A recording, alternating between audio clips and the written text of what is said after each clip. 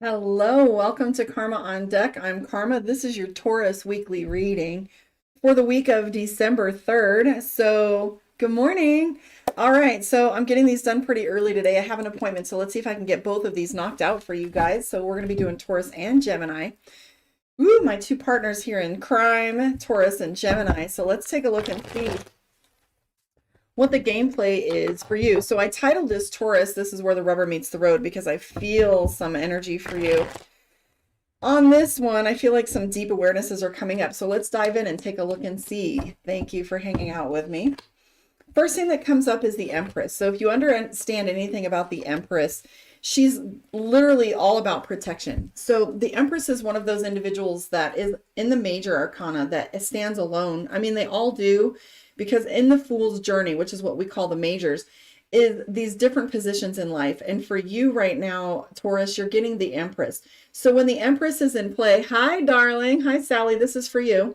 So this card right here references protection and also references power. It references individuality and personal power. So if you remember me talking about the Emperor and the Empress, they are kings and queens rule together. Emperor and Empress rule alone. However, they're very different ways of doing it. If you think of a conquering king going out and taking what possessions and countries and ideals that they feel is necessary to move forward with, the difference is the Empress is about protecting their energy and building their kingdom from within, like expansion within this same kind of quality of leadership where it's very demanding, very expectant, very individual power. So the Empress is all about that individual power. And so what we have with the Empress is this protective energy. We want to build, we want to protect, we want to build communities.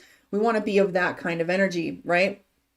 So the first thing that comes up is the Empress, and that's all feminine energy too. It's all Venus energy. We have the Seven of Coins, and this usually references a move. This is a transfer from one place to another. And it also talks to us about being all about like crossing bridges. So what happens when you cross a bridge? You go from one place to another. So it also means awareness is like you're flipping the script a little bit on this one. I see the Lovers card for you too. So the Lovers card can sometimes mean relationship, and it almost always comes up with conflict.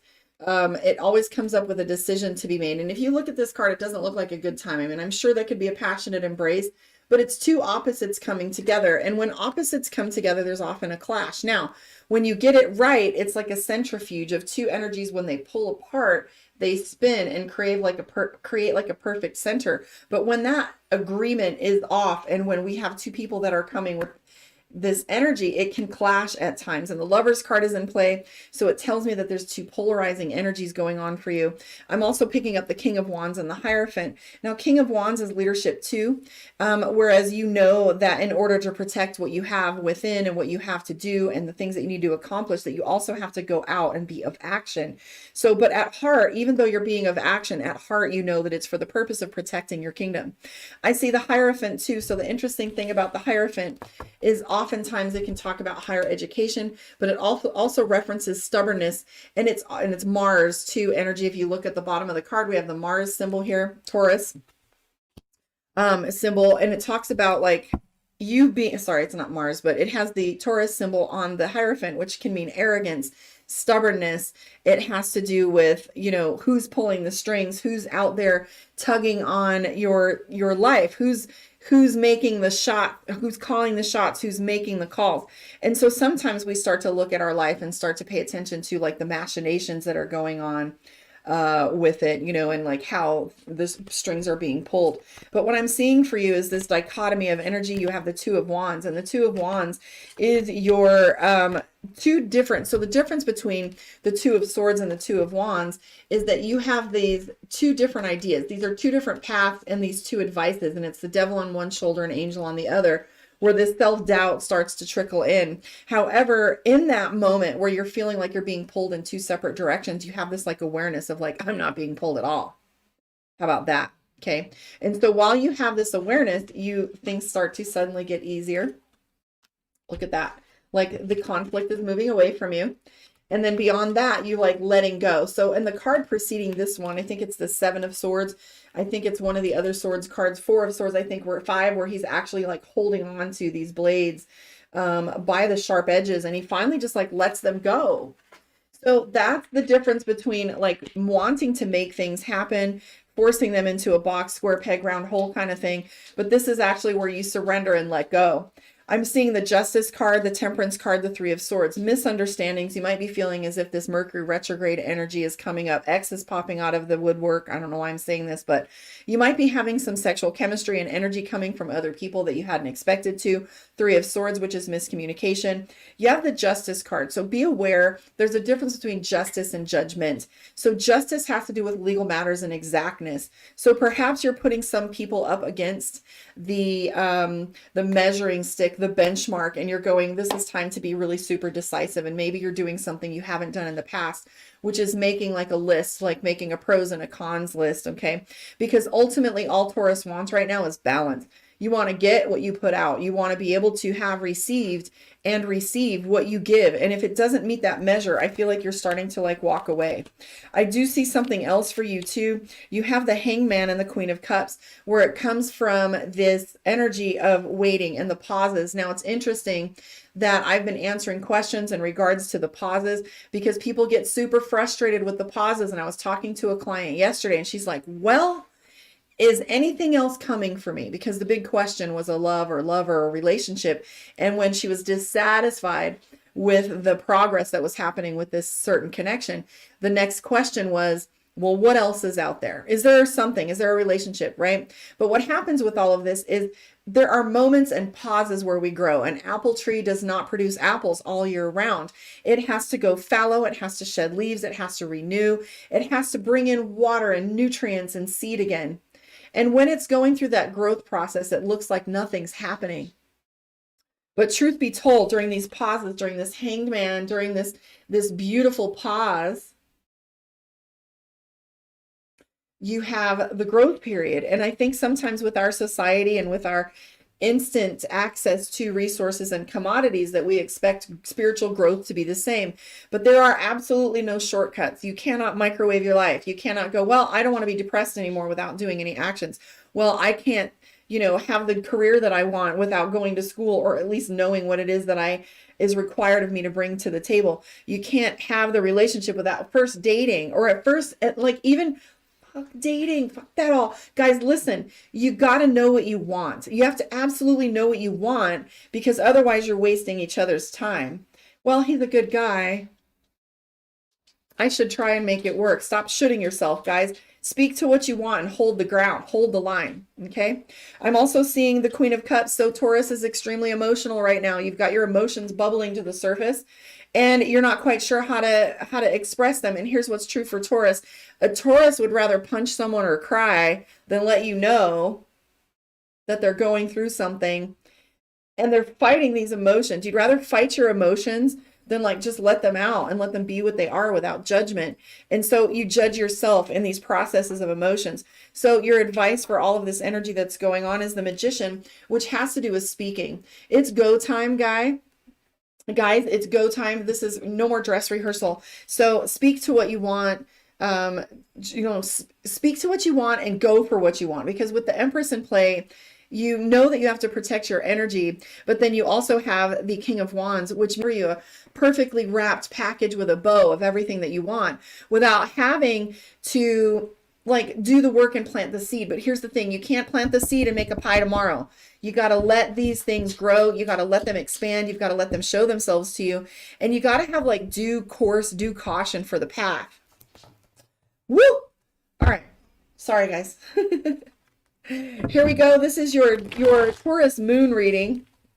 I'm going to do a Taurus moon reading for back in the day. This used to be the relationship portion, but that gets too complicated. There's so many moving parts to it. So this is for those of you that are Taurus moon, and this can also apply to your relationships, lovers, family, friends, coworkers, etc., and how you're thinking and feeling. Hi, Kimberly. Yes. To book a one-on-one with me, karmaondeck.com.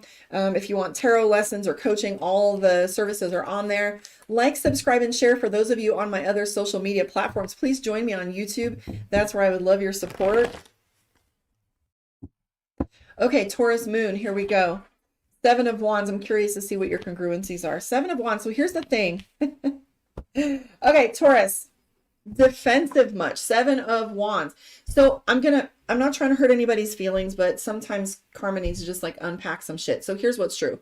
This card right here is the 7 of Wands. Perception is projection. How you perceive things to be is often how we project. If I'm feeling wounded, then I don't want to share, but it's me that's being wounded and not other people that aren't sharing their information. But this card right here is the 7 of Wands. You already have your weapons out. Like you're prepared for a fight before you even see one. Taurus is shutting down, closing off, ghosting people. You're like really not talking about what's going on, or you don't want to, you find you want to retreat. I'm also seeing the 9 of Swords. So for those of you that have a lot of this interesting stuff going on, you have been like staying up late at night. This is what I call the train, the freight train of thoughts. It's one after another where you never really get to have, it's linear thinking. So you don't have any of the, roundabouts that come. Well, I'm going to go to the store tomorrow. What time am I going to go? I'll be back by noon. It's like I have to go to the store tomorrow. Then I have to get gas. Then I have to work. And then I have to see this person.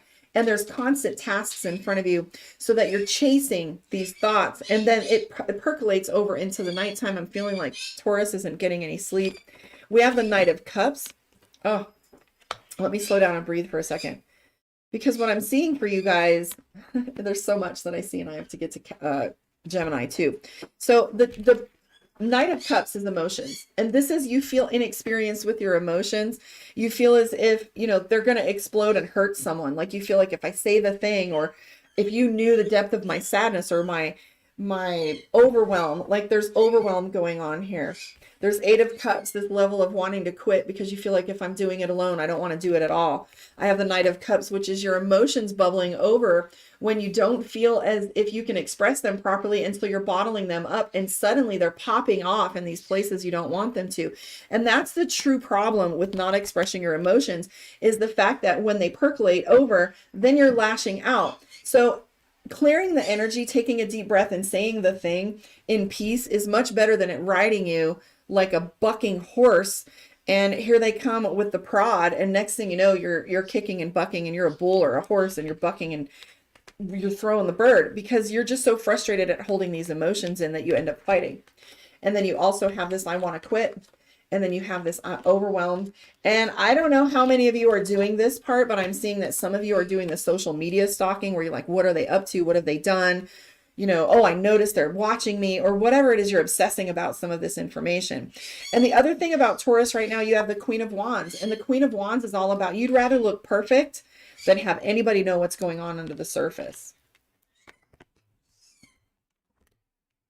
And you're also duty binding yourself. So when you're duty bound, it's like, this is the thing I have to do. So I call that your shoulds and your have tos. Like I have to be the strong one.